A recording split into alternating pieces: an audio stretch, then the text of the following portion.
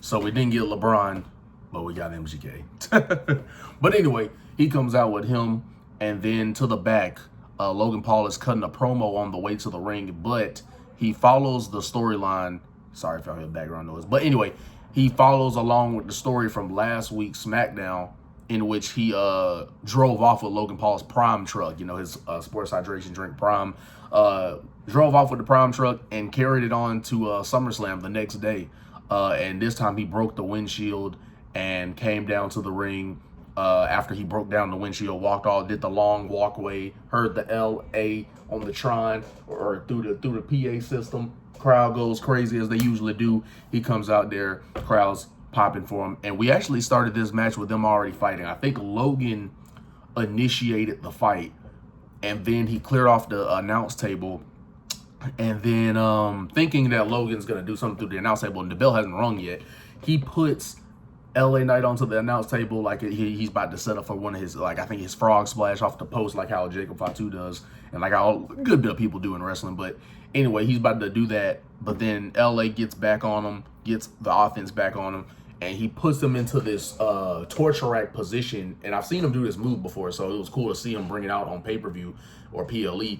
And he basically has him in the torture rack where he's like, fireman's carry, except the reverse way where his back is on the back of your neck. And he spins him out this way into a neck breaker. The table didn't break, but it still looked gnarly. But then after that, threw him into the ring. The match has started and they get to going. And I'm trying to think if I remember anything else from this match. Any other than the obvious stuff. So I think what I remember from this match is there was probably the first thing I remember is LA Knight. Shout out to LA Knight, man. He is I think he's underrated in the ring in a sense of people don't talk about how even for his age, which is not like really old, but it's like for his age, definitely still has the athleticism in his early 40s, still has the athleticism because he died, if you done knew, he did his, he did something he hasn't done before. So y'all usually know he does the LA elbow where he does the LA Knight, yeah. And then he hits the ropes, jumps in the air and lands the elbow. But this time he went to the second rope, jumped from the second rope up to the top rope, jumped and did the elbow, and it just looked perfect. Like the camera angle and everything. So he did his LA Knight elbow off the top rope this time, and it looked fantastic. And then another part of the match, and I think this was after what I'm about to say, Logan Paul, we know he's athletic. He showed his athleticism so I think I seen him do this, and it was on YouTube. I think he was I think he had just put this clip in there on his YouTube channel where he trained this. But he did a springboard to the top rope. So picture this being the rope and this being Logan Paul and this being where's Logan Paul's feet at. He jumps to the rope and turns around like this and then backflips over onto LA Knight. He landed on him. And the thing that was crazy was if you looked at how Logan Paul landed after doing the moonsault off the top rope onto the outside, it looked like the way he landed, you would have thought he would have messed up his knee because he lands on his feet, but you can see his knee is pretty high in the air. So you're thinking dang, I hope he didn't mess up his leg. But Logan Paul, man, he's willing to pull out the stops and take the risk. And then the other athletic part of this match was LA Knight doing his usual, they push him off the rope, and then LA Knight leaps all the way up to the top rope. He did it this time, and it was usually he does the leap up to the top rope, athletic maneuver, and he jumps, like I said, jumps all the way up to the top rope, and then he superplexes him off the top. But in this situation, the way they went down, it looked more like a brain buster because of the way Logan's head and neck was positioned when as they were going down. The way Logan was positioned, it wasn't like a straight suplex. It was like Logan's kind of was cradled in the air, and it made it look more like a neck breaker a brain buster than it was a superplex. But either way, glad that Logan was okay, and gnarly spot. But anyway, last thing I remember is Logan's little entourage, his manager, and it was some other guy. LA Knight pulled them over the top and stomped them out. And then, that was enough of a distraction. Logan beats him down, throws him into the ring, gets MGK to hand him it was a brass or more silver knucks and a chain, as he usually uses the cheat. And LA tries to get him from the outside. He hits him with the chain on the head, and you're thinking, oh man, you're not thinking, you're thinking there's surely LA's not going to lose, but you're also thinking, man, that's his out, right? Because he cheated. And so Logan does the buckshot where he, flips over the top rope into a clothesline. So he flips over the top, and I just thought this was done perfectly. He flips over the top, and then LA, you're thinking, okay, he's rocked, got hit in the cranium, the ref didn't see it with the knucks and the chain, and he flips over the top rope, and then LA, as Logan's about to come with the clothesline, LA stops him, like kind of spins him a quarter way around right into the BFT, and I just thought that was a great counter. Like, spun him around as he tried to do the clothesline, catches the head, BFT right into the canvas, rolls him over for the 1-2-3. Now, if y'all looked at it, I don't know if they're going to do this as a story, but if y'all looked at it, Logan's foot was actually under the rope. I didn't notice this till after. Like, live, I was like, oh, LA Knight won, my boy. Two of my boys, Logan and LA, going at it. To me, they had the best match of the night as far as an athletic contest goes. I felt they had, because, Cody and Solo, as we'll get to later, they had more of the, the equipment and all the flash with the interference. So outside of having a normal match, like as far as a normal match goes, I felt they had like the best of like a normal match. Because even with CM Punk and Drew, Seth Rollins being the referee made the match a lot more lenient, forgot about some of the rules. So it's a different match. We'll get to all that later. But as far as just like a normal match goes with like minimal cheating, this to me was the best match of the night. But so I gave this match about like 8.5, 9, because there really wasn't much you could have done. Maybe added a little more steam to the build-up, maybe, is all I could possibly think of what would have made this a 10.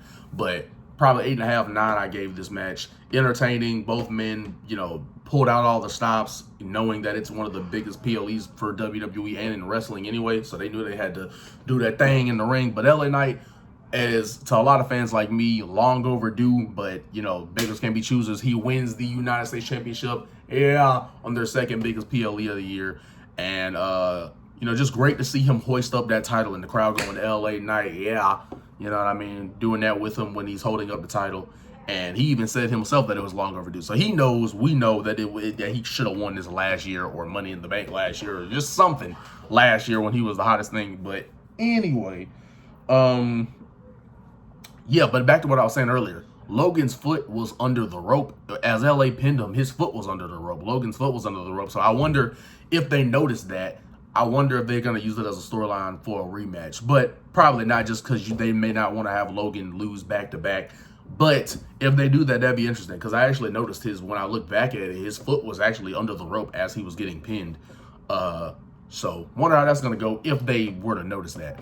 But anyway, cool to see him have his moment. LA Knight was one of the hottest stars last year, arguably the hottest star last year, only really being overtaken by Cody Rhodes as far as the biggest reactions for a babyface. Last year was LA Knight's year, no doubt. Especially the second half was no doubt LA Knight's year. And so a lot of people like me thought he should have won Money in the Bank, or at least the U.S. title at last year's SummerSlam. But luckily, he's retained that momentum, and luckily he got the United States Championship, his first championship in WWE. He didn't win any of the NXT championships. So this is actually his first ever like official WWE title win. Unless you count the $1 Million Championship, which we know is always brought back temporarily. It's not a real title that they keep in WWE as a thing. So cool seeing him win his first real title in the WWE. But yeah, pun intended. Yeah. Anyway, let's move on. I think then this is where the least anticipated match of the night came, and it was Bayley versus Nia. Now, I didn't feel Nia did bad in this match. I'm just not interested in Nia as a wrestler in the ring, and as a personality. I can get why she gets heat, but it's just not she's not one of those like heels where you're like entertained by how good they are of a heel. But that's just me. But anyway, moving on. Only thing I remember from this match again is like the finish. There was one spot where Bayley had an incredible show of strength. Probably the most notable spot of the match was her carrying Nia all the way to the middle of the ring in powerbomb position and powerbombing her right onto the Prime logo. That was dope. That was cool. But Nia did fine in this match.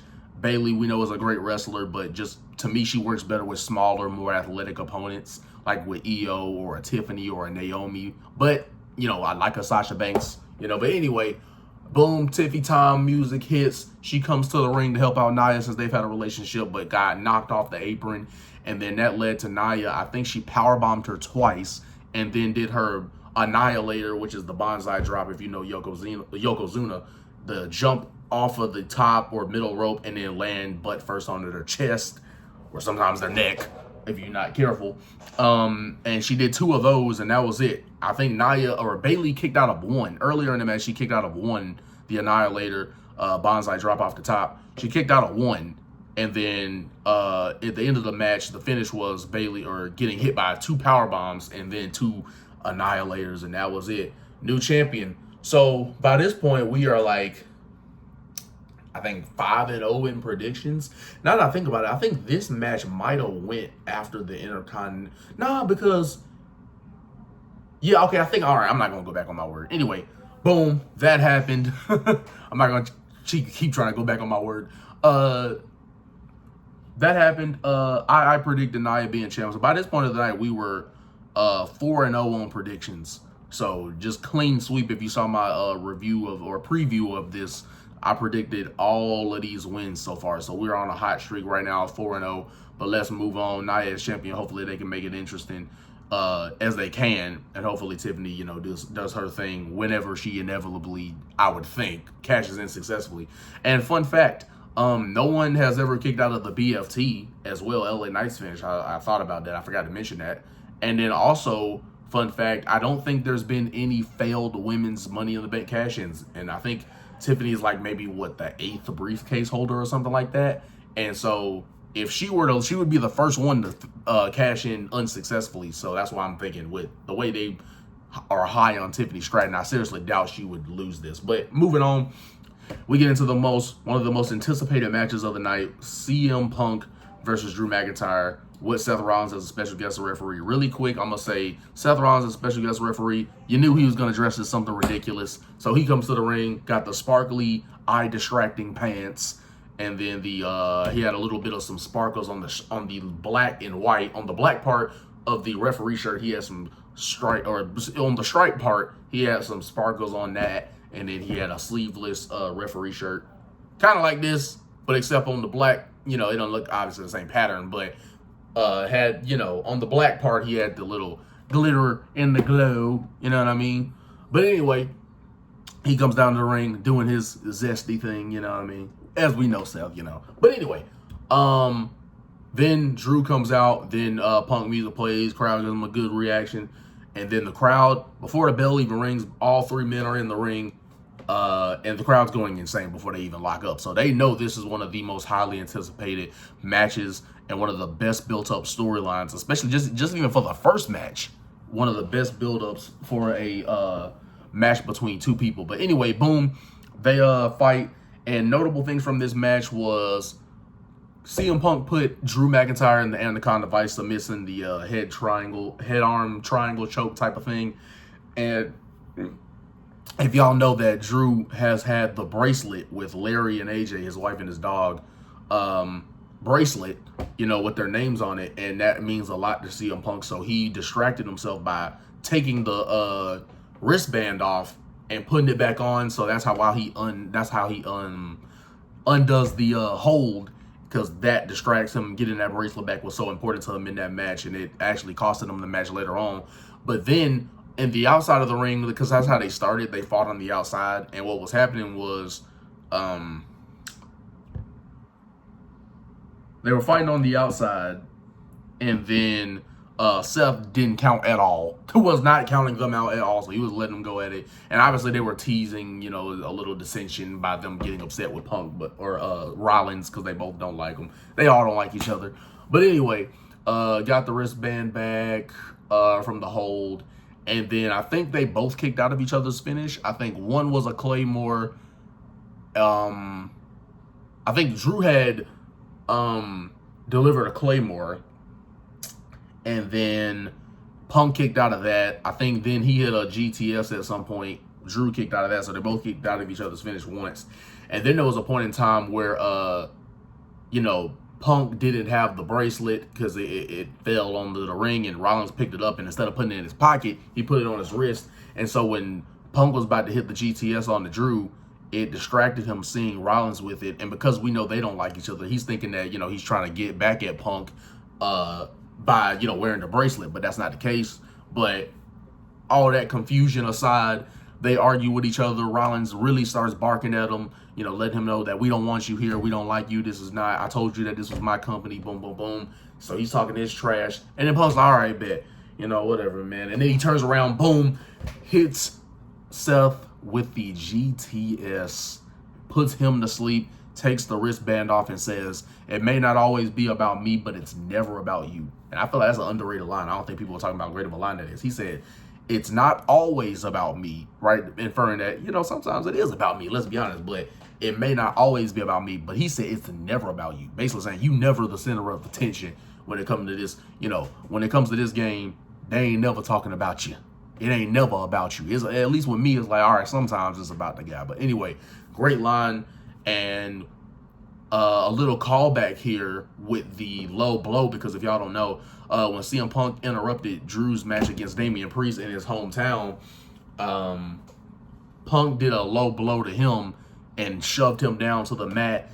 And then, Drew ended up getting the win, or I'm sorry, Priest ended up getting the win. So then in this match, Drew hit him with a low blow and then pushed him to the center of the ring to then hit a Claymore. And Rollins was able to get up in time for the 1, then the 2, and then he's a little hesitant on that 3 count to do it. But he's like, I got to do it. 3, boom. As I predicted, Drew McIntyre getting the win. And then not only getting the win, but after the match, he took the bracelet. Rollins had left the ring, and then Drew took the bracelet back, kissing the bracelet and shoving it into CM Punk's face that, I still got your family on me. So he took the bracelet with him, and that's how the match ended. And as I predicted, Drew gets obviously this feud's not over because he didn't even get the bracelet back. So that was the whole story of the match, was just that being it was such a mission for Punk to get the bracelet back that it threw him off his game. And that was the whole story of the match. But also, oh yeah, I forgot to say, Nia and Bayley, I probably gave that like a 6.5. As far as the match goes. It was definitely the lesser match of the night. But anyway, this match, I probably give a 8.5 as well, because this match told the right story. Punk obviously didn't look his greatest in the ring, but for people that say he looked bad or awful, it's just weird. But yeah, he looked like a man who had just got back in the ring, as in, he's doing his stuff fine, but it's not the best he can do it type of thing. But anyway, yeah, that's what happened in this match. You got the Punk elbow drop, the Punk knees to the face in the corner. We got all his signature stuff. But anyway, and I wasn't born by this time, but I do know about this, that they had actually did a match with Bret Hart and The Undertaker with Shawn Michaels as a special guest referee. And I think in that match, he super kicked Undertaker, if I'm not mistaken. And then did the, the 1, 2, 3 where he hesitated on the last count. So I think I forget if he hit Undertaker or Bret Hart, I forget. But he did that was a little callback as well, with that hesitation of the 3 count, But anyway, as far as this match goes, like I said, I predicted correctly that Drew was going to win. Like I said, with Drew getting screwed so many times, I mean, those were massive moments. WrestleMania, Clash at the Castle in his hometown, and then, unsuccessfully cashing in Money in the Bank, all because of Punk. He loses the world title on all of these occasions. I felt like he needed to get the upper hand first, and then Punk can ultimately win the feud, but I felt Drew needed to win that first one. But as we move along, we were 5-0 on predictions. So we are on a roll. And I'm, again, just going off of WWE's booking, you know what I mean? That's how I was getting these decisions. Because if I was going off my mind, I probably got a few of these wrong.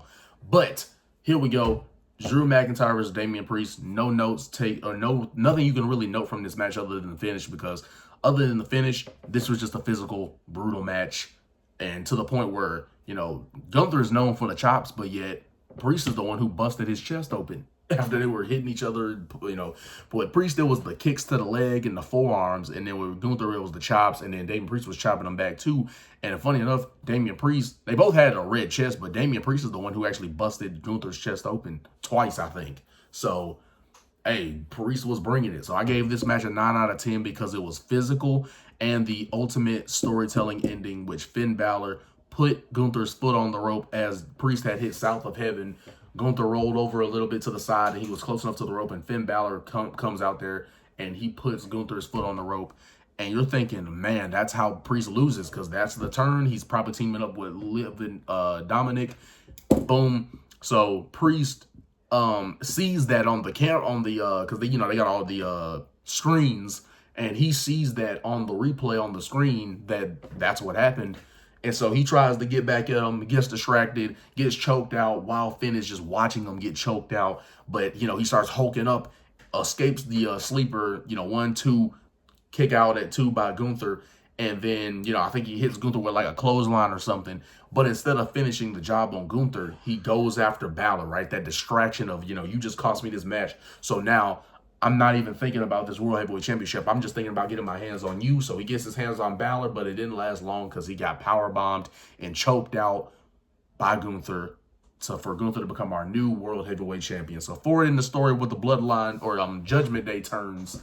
And we were just on a roll, like I said, with predictions. And Gunther, hopefully, and not really hopefully, because that would infer that, there's a chance he won't. But unless they were to just randomly take it off of him out of nowhere, like really quickly, Gunther's no doubt going to hold this for a while. That should be his thing, holding titles for like a while, a year plus, I would think. So, all for this move. Hopefully, I keep saying hopefully, Gunther will no doubt bring more prestige to this title. They built him up properly. He's the perfect heel as far as just being the, the arrogance, the confidence, being the foreign heel, thinking he's better than everybody else. And he has the freaking match wins and title reigns to prove it. So perfect for this title, has been built up really well for this title, and has only lost once in his entire WWE run since 2022. Like summer of 2022, I think is when he got on the main roster. He's only lost one match since that. So Gunther will bring prestige to this title, and hopefully he'll have some worthy contenders for this title. But more stories forwarding for this upcoming week. And then last thing but not least, I did not keep you guys on the 30. But anyway, but then we had the last match anyway. Last match was Solo versus Cody for the WWE Championships.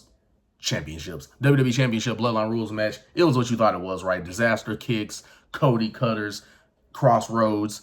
Solo does his Samoan spike, spinning Solo, Samoan drop, running senton in the corner, where they run butt first into them in the corner, so it was all of what you would think it would be. But match was going well. They were working pretty well together. We've seen them wrestle before, but it's been a while, so they were doing their thing. And then the match that we all, or the part of the match we all want to talk about, or we're getting to that point, is the interference, right? That's when you knew the match was going fine, but you knew it was going to kick up once all the interference started happening. So that's when you get Tama Tonga Loa. And Tonga Loa, I feel like that should be his gimmick, even though it's not really a gimmick, is that he's just so freaking clumsy. Because what he did was he did the double A takedown where he's about to, shove him, pick him up by both of his legs and shove him into the corner. And he hit the rope instead of the corner, and then he got him into the corner. So I'm like, at this point, he's the klutz of the Bloodline. It's funny that they built that into his gimmick, is the fact that he's freaking clumsy and like can't get everything right. That'd be funny if they made that his gimmick. Like just make that into like an actual thing that is his contribution to the Bloodline. But anyway, they get in there, and then you get Randy Orton and Kevin Owens. They deliver some RKOs, they deliver some stunners, and they all fought off, threw them over the barricade. They all fought off. That's their scene. But before I get any further, forgot to mention in this match that, funny enough, I said double A. Speaking of double A, Arn Anderson was there. He was in AEW, but now he is in WWE, or showing his face in WWE. Because on Cody's entrance, he went to his tour bus, came out to his tour bus with his dog Pharaoh, and walked all the way, to the entrance. But before he got there, Arn Anderson basically was telling him that, hey, you got some friends over here, boom, boom, boom, I got you type thing. And so that was cool. Crowd popped nice when they saw him on Arn Anderson on the screen. That was great. And then Cody had his mask on, I think similar or not the same to the one he wore at WrestleMania this past year in his entrance. So forgot to mention that. But that was me sidetracking. Let's get back on to what we was talking about. So they're fighting, and they do this always, right? Save Jacob Fatu for last. As far as the Bloodline members to come out, he never comes out with the Tongas or the Tongans, the Tongas, I'll call them that, the Tongas and the Tongans. He don't come out with them. He usually comes out last, and Cody had hit 2 crossroads, and then off the turnbuckle, he does hit the whisper in the ring, right, the run up to the top rope, and then jump twist into a front, or front flip, or senton. And yeah, he hits Cody with that, throws him onto the outside, clears off the table, and does this typical, throw him onto the table, go up to the top rope for a splash as the freaking beast that he is, athletic freak as he is, jumps off the top of the turnbuckle or the post all the way to the through the table on the Cody as he did on Friday Night SmackDown a couple weeks back. Or no, that was when he debuted actually. But only thing from that was the fact that we don't know if he's legitimately hurt or not, or if he's working it. He looked based off the landing of the frog splash, it looked like he really hurt his shin. So hopefully it may be something where he just hurt it, but didn't actually break anything where it would actually put him out. Maybe he let it sit heal for 2 weeks or something like that. I would hope at best. But he was seen with a boot on the internet, so hopefully either he's working it or he has some legitimacy there, but hopefully it's nothing crazy that will take him out for like an extended period of time. That would suck, considering he's been of this new bloodline, he's been the biggest contribution as far as just legitimacy and really feeling dangerous. Everybody's been doing fine, but he's felt like the most opposing threat. Like the fact that we didn't see him and Roman stand off goes to show you how crazy, how it goes. He might have been really, messed up a little bit, because I would have thought him and Roman would have faced off at some point. But speaking of Roman, as Jacob Fatu kind of storyline-wise, or, both storyline-wise, not storyline-wise, shoot, whatever you want to call it, takes himself out, because that's what they said on commentary, is like, he took himself out there with that splash. But throws Solo, Solo throws Cody into the ring, and I think he hit him with I think he actually hit him with a splash of his own. So back-to-back splashes, and Super Cody kicks out. And after all that, everybody's lied out. And then we hear the music. And if you saw my reaction on TikTok, I went crazy. Even though we kind of expected it, but still, even when you expect it, you still get excited. But Roman Reigns' music hits his WrestleMania 40 theme, which a lot of people didn't pick up on, because everybody's like, oh my God, is it a new theme? Yeah, they're like remixing his old one. But it was actually the WrestleMania 40 theme, if you remembered that. And I did. So music hits, I'm going crazy, going insane. Roman comes down there looking like the freaking machine, lean green machine that he is, and he's got the OTC on the shirt, original tribal chief. Got the new merch coming down to the ring, and the first thing he did was Superman punch the Solo Sikoa and gets in the corner, does the roar that, of course, if you're a fan of Roman, I did, of course, you did it along with him, did the ooh, ah. Runs into Solo with a spear, letting him know who the real tribal chief is. Then we have a quick little stare down with him and Cody Rhodes, and he gives him a little bit of a nod, like, yeah, I might be coming for that title sometime soon, but, I got this side business to handle.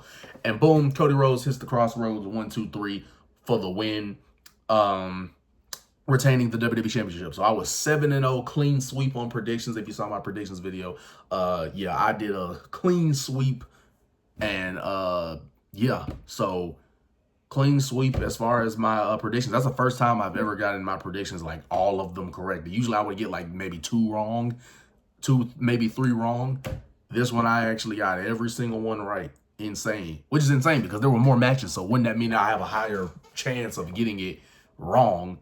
So I've gotten a clean sweep before, but with it being this many matches, it was a way more of a chance I would get it wrong. But I think the last thing I'm going to say, to let y'all up out of here, I know we've been going for a while, but to let y'all up out of here, the last thing I'm going to say is just what happened coming out of this. First of all, rating it as a whole, I give this an 8.5, almost 9 SummerSlam, number 1. And number 2, cool seeing Roman come back. As I made a video, if y'all, if you knew, go back a couple of videos. I actually made a video saying who is going to be the bigger babyface, Roman Reigns or Cody Rhodes, because when Roman comes back, we know he's going to be a babyface, especially with the We Want Roman chants. And, him getting over as a babyface because Solo's cosplaying of the Tribal Chief, and we know who the real Tribal Chief is, man. But anyway, it was great to see Roman get a huge pop. Finally, the babyface that Vince wanted, but he didn't go in the right direction to get that babyface that he always wanted.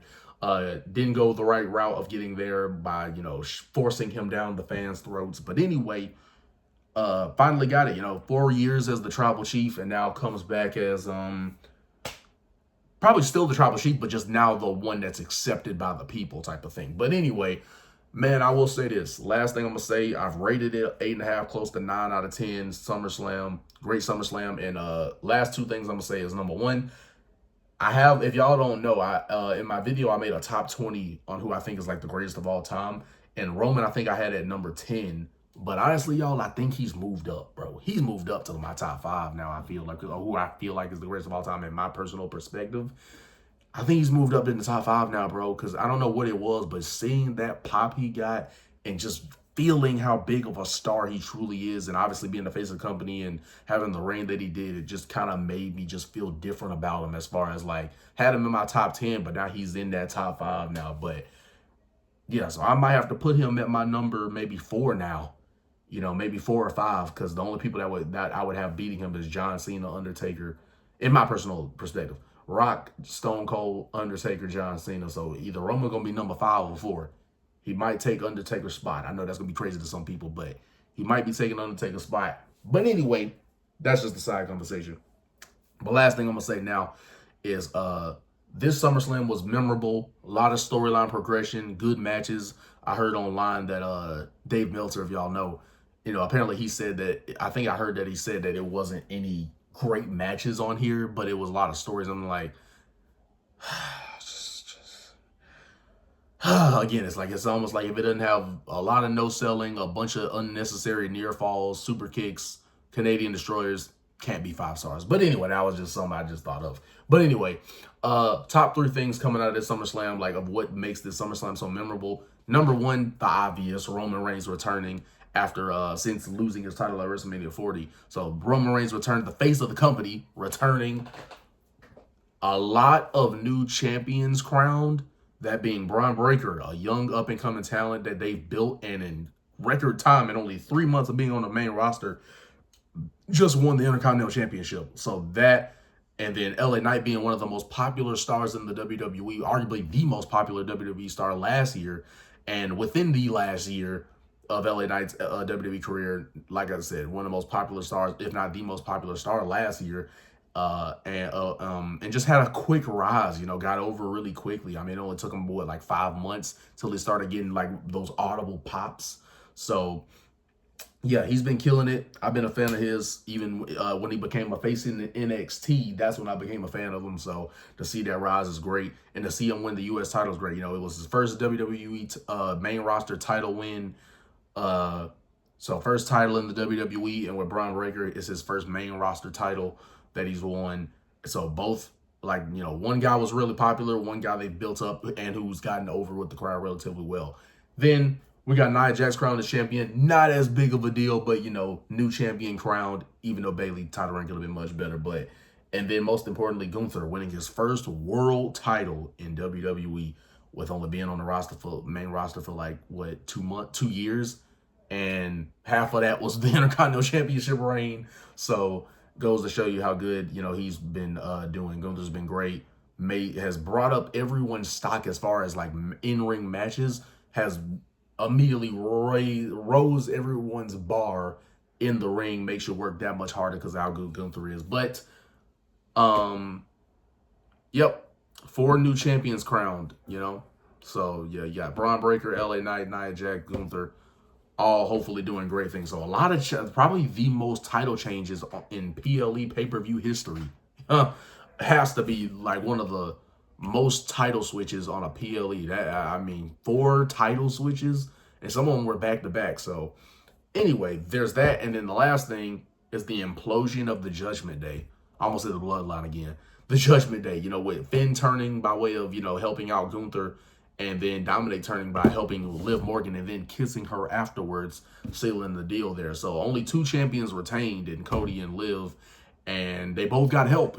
She got help from Dom, and Cody got help from Roman, even though it was probably more Roman just wanting to take out Solo, not wanting. It was more like not wanting Solo to become champion, probably more than it was him actually helping out Cody. But we'll figure that out as SmackDown comes up. But I can see y'all. See, I said it.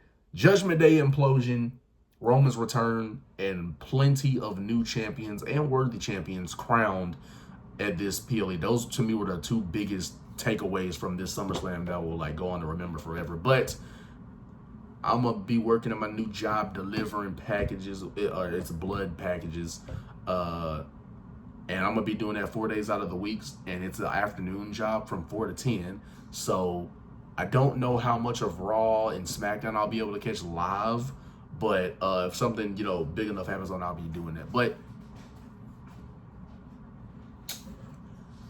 this was SummerSlam 2024. Hope everybody enjoyed. Then what can I say? This is what it's gonna be.